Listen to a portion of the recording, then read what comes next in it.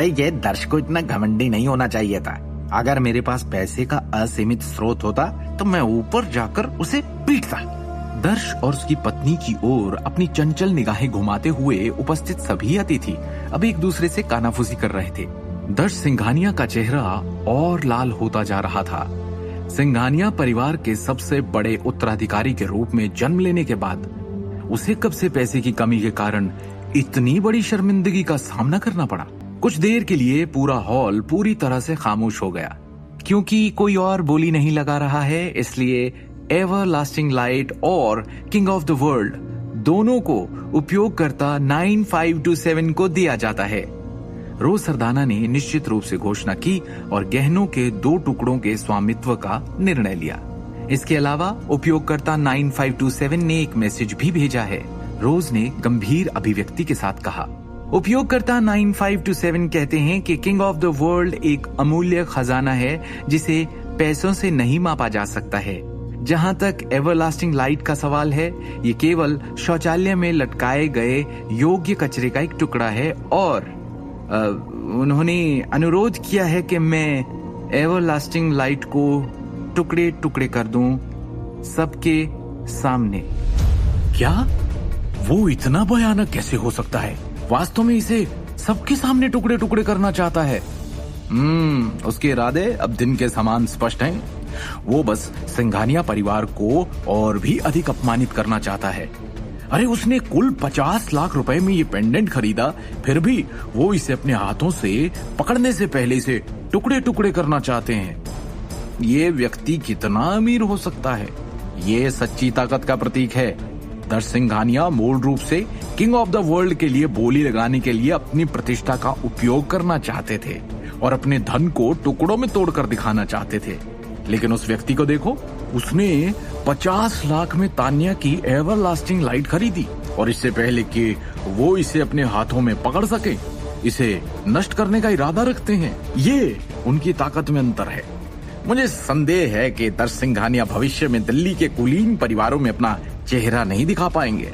आखिरकार उन्हें आज बहुत अपमान का सामना करना पड़ा है। कार्यक्रम स्थल पर मौजूद सभी अतिथि जोश से चर्चा कर रहे थे। इस तरह का उग्र दृश्य बहुत रोमांचक था। उन सभी चर्चाओं के दौरान रोज सरदाना को ऐसा लग रहा था कि उसका खुद का दिल 50 लाख के लिए दर्द कर रहा है। फिर उसने अपनी आंखें बंद कर ली, एवरलास्टिंग लाइट को उठा लिया और बिना किसी दया के उसे जमीन पर गिरा दिया। टूटने की आवाज और सबके सामने वो एवरलास्टिंग लाइट टुकड़ों में बिखर गई और अब इसका कोई मूल्य नहीं बचा।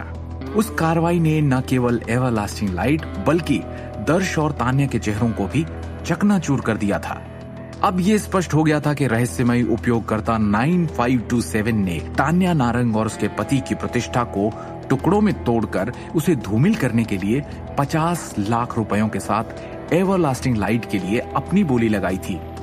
उस समय पूरा प्रदर्शनी हॉल विभिन्न भावनाओं से भर गया। कोई दर्द से करा उठा तो कोई सदमे से हांफने लगा। दर्श सिंघानिया और तान्या नारंग के चेहरे पर लाल रंग आ गया था और वो गुस्से से उबल रहे थे। उन्हें इतना बड़ा अपमान पहले कभी नहीं झेलना पड़ा।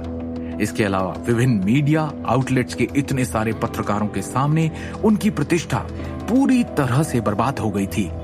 नतीजतन आज जो कुछ भी हुआ वो तुरंत लेखों में लिखा जाएगा और दिल्ली सिटी में समाचारों की सुर्खियों में समाप्त होगा। वास्तव में ये है कौन? दर्श सिंघानिया चिल्लाया और उसने अपनी मुट्ठियां कसकर बंद कर ली। उसकी आंखें गुस्से से भर गई थी क्योंकि वो लगातार दृश्य में गुमनाम बोली लगाने वाले की तलाश कर रहा था।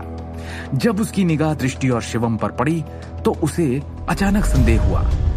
आखिरकार जिन लोगों के ऐसा होने की सबसे अधिक संभावना थी वो थे शिवम गांधी और दृष्टि नारंग। लेकिन इतने गरीब लोगों के पास इतना पैसा कैसे हो सकता है? 1 अरब की बात छोड़िए, वो शायद 1 लाख भी नहीं निकाल सकते थे। असंभव। दर्श सिंघानिया ने तुरंत अपने प्रारंभिक संदेह को खारिज कर दिया। क्या ये कोई और हो सकता है जिसे मैंने पहले नाराज किया हो? नारंग परिवार का सबसे छोटा भाई अजीत नारंग, या ये तनीजा परिवार में से कोई है। दर्श ने कहा, अपने अंतहीन रोष को रोकने में असमर्थ, फिर भी वो अभी भी ये पता नहीं लगा सका कि रहस्यमय उपयोगकर्ता 9527 आखिर कौन था। आगे की कहानी जानने के लिए देखिए अगला एपिसोड सिर्फ पॉकेट एफएम के यूट्यूब चैनल पर, और शिवम द हिडन वॉरियर के सारे एपिसोड्स को सुनने के लिए डिस्क्रिप्शन में दी लिंक से डाउनलोड करें पॉकेट एफएम ऐप।